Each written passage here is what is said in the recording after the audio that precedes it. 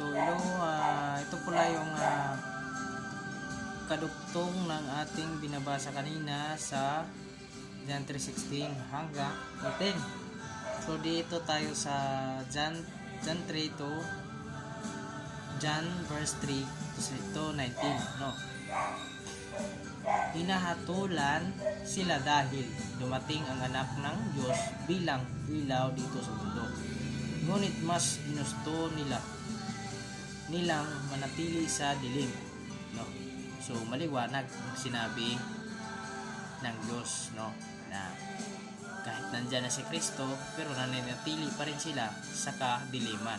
Ayaw pa rin nila maniwala sa maliwanag at ayaw nila maniwala sa lahat ng binabahagi ng ating Diyos na si Kristo, no?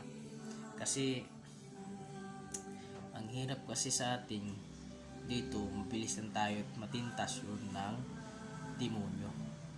Yun ang demonyo ay si Satanas, no? So, ang may papayo ko lang sa inyo, wala naman sa atin mawawala pag nananampalataya tayo sa Diyos. Ang sa atin lang dyan, yung bibig lang natin at puso't isipan, ang pagmamahal natin sa Diyos. Kung ano yung pagmamahal natin sa Diyos, sa mga minamahal natin, ganon din na natin dapat gagawin sa ating Panginoon. Kasi sa lahat na nangyayari sa ating buhay dito sa mundo, Diyos lang nang nagbibigay yan Diyos lang nagbibigay ng papahinga sa atin. Kasi makikita ng Diyos ang ating ginagawa. Na may sabihin ng Diyos, nahihirapan ka na, kaya mas maganda magpahinga ka muna.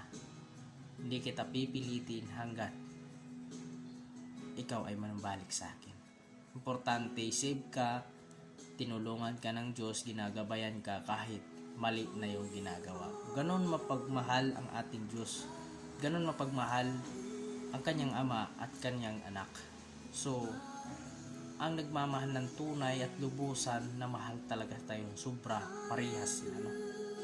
Kaya nga gumawa ang ama na ibinababa ang anak dito sa mundo magkataong tao para makikita ng lahat ng tao ang pagmamahal ng ama na nasa langit. Paano na kaya ang anak? Ganoon din ang pagmamahal ng anak. So ibig sabihin, pinababa si Kristo para ipaliwanag ang lahat na nangyayari dito sa mundo. Para may pakita ang katotohanan at hindi puro dilim ang kailangan. Ang kailangan natin yung maliwanag na sinasabi ng Diyos. So mas maganda talaga. Muna basahin natin. Basahin natin ulit dito sa 19. Pababa tayo. John 3 verse 19. Hinatulan sila dahil dumating ang anak ng Diyos bilang ilaw dito sa mundo.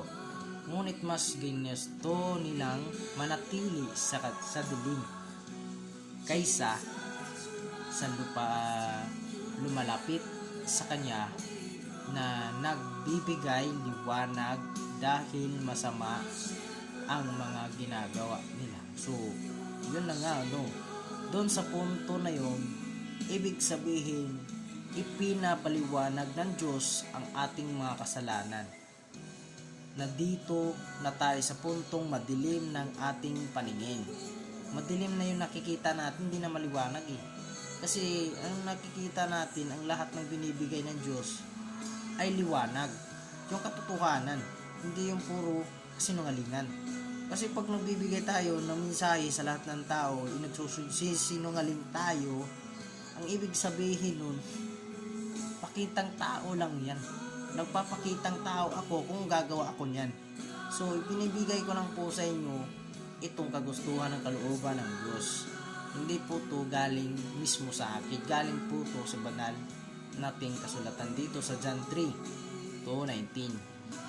Kasi binasa naman natin John 3:16 pababa, no? Babasahin natin dito sa John 3 verse 20. Ang taong gumagawa ng masama ay ayaw sa liwanag. Di ba? Maliwanag ang sinasabi dito sa John 3 verse 20, no? Ang taong gumagawa ng masama ay ayaw sa liwanag at hindi lumalapit sa liwanag. So dito na tayo sa puntong liwanag at hindi lumalapit sa liwanag dahil ayaw niyang malamtan ang kanyang mga gawa. So ito yung taong pakitang tao lamang. Ito yung taong imbis na ipakita mo yung totoo parte sa Diyos, pero ang binibigay mo ay hindi totoo. Yan po ay kagawan dito sa mundong ito na puno ng kasamaan. Ibig sabihin, yun ay galing kay Satanas, no? Yun na nga tayo sa puntong sa demonyo. Basahin natin dito sa John 3 verse 21. Ngunit ang namumuhay sa katotohanan ay lumapit sa liwanag upang malaman ang lahat na ang mabubuti niyang gawa ay magawa niya sa tatlong tulong ng Diyos, no? So, pag tayo gumagawa ng kabutihan at nagbibigay ng mensahe ng katotohanan galing sa Diyos, ay hindi tayo pabayaan ng Diyos, kundi mamahalin tayo at bibigyan tayo ng buhay na walang hanggan at hindi tayo pabayaan dito sa mundo na puno ng kasamaan, no? So, ang hirap dito sa lahat ng tao ay gumagawa pa rin ng kanilang kagustuhan, ng kanilang laman, no? Kasi ang kanilang gusto, imbis na magbibigay ka ng mensahe at magmamahal sa Diyos, mananampalataya at tumingi ng tawad, no? Kahit ako nga, ganun na nangyari sa akin eh. Dati, sinusunod ko yung laman ko, pero ngayon hindi na. Kasi nakikita ko na ang katotohanan sapagkat yun ang gusto at kalooban ng Diyos.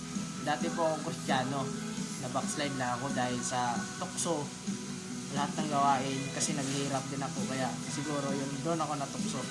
So hanggang dito na lang, kikita-kita tayo sa susunod at may kukontinue pa ito, meron pang kakadugtong nito, no? Sige, at antayin nyo yung kadugtong at babasahin natin para mapaliwanag natin ang katotohanan. So sige, bye bye, hanggang sa susunod na page.